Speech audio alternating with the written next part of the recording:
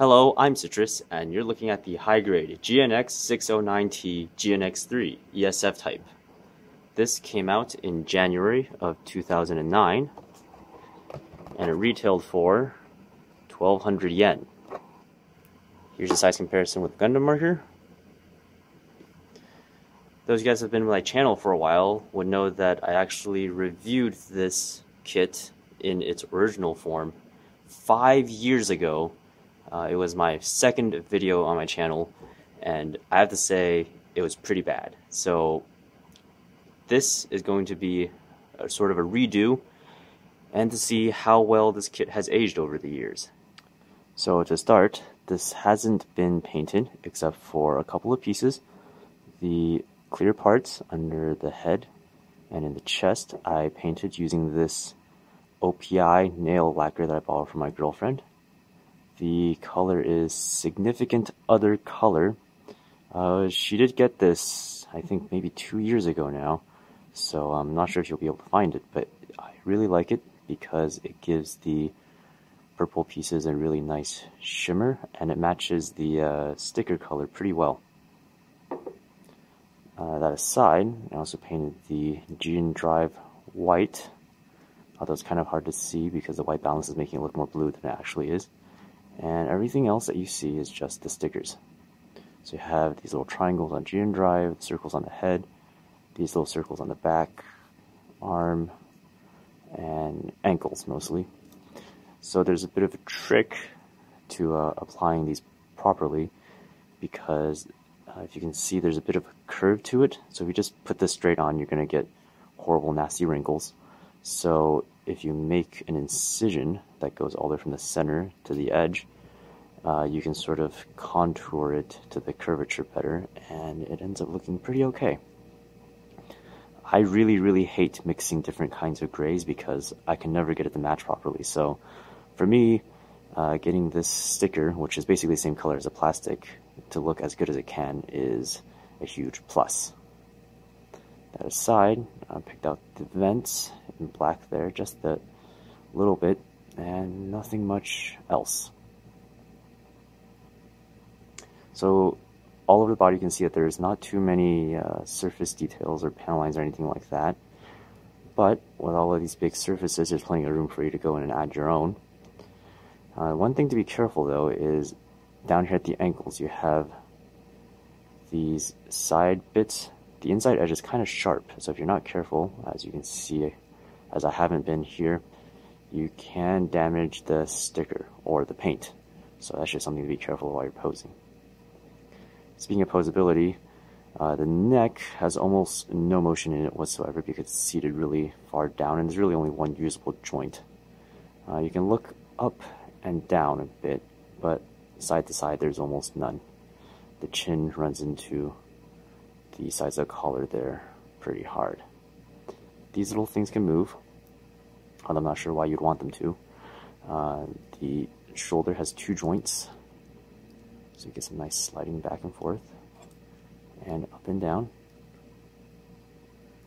And then you have another one inside.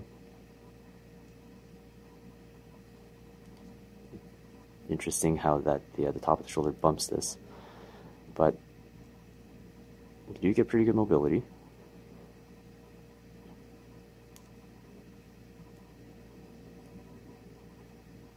One solid 90-degree joint, ball joint, swivel in the waist, swivel at the hips, and ball joint. Not too much forward, good amount back, and there's actually only one joint in the knee, but it accomplishes a pretty deep bend for only one joint because of the way that it's shaped. See, against this arm it's actually only 90 degrees, but since this arm is further set in from the actual vertical leg, you get quite a lot more bend. The ankles are decidedly not very good because there's a ball joint. You can sort of see that they tried because the joint itself is offset from the center, but that's really as much as you're going to get. I do get a decent amount of forwards and backwards motion, but it will be a struggle to display this with both feet flat on the ground in any sort of real action pose. As for accessories, you get the same machine gun, beam rifle that you get with the original GNX, although you don't get the long barrel extension. Looks quite good with the same articulating handle and a clip that goes into the forearm. And with it, you also get this piece that clips onto the gun here, like that, and goes into the 2 slots on the side skirt to store it. You get the signature lance weapon.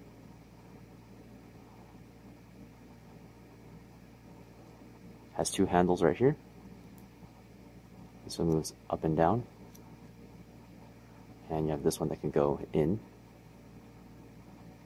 And it can retract like that.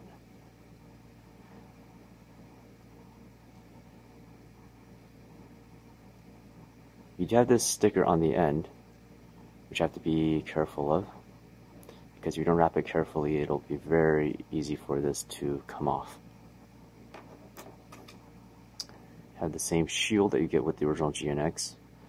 There are these white stickers for the 2 arms that go in either direction. You could probably get away with not putting them on, but I did it for the sake of showing you all. The center sticker is going to be tricky to get just right, but if you work with it and contour it as you go, it shouldn't look too bad. 2 beam sabers, nothing too special about them,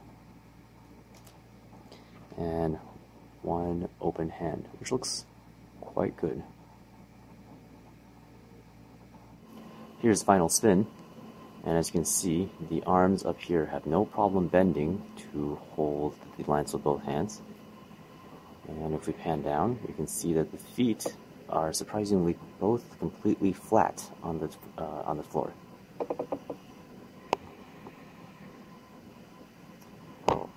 And here we can also see that the finished kit is sporting almost all of its accessories, except for the 2 beam sabers.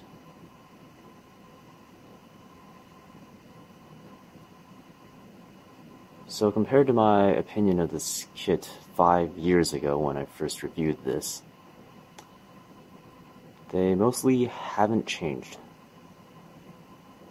The general design and mechanical implementation of this kit, again, aren't terribly impressive, but I do have a lot of newfound appreciation for how well done some of the pieces are.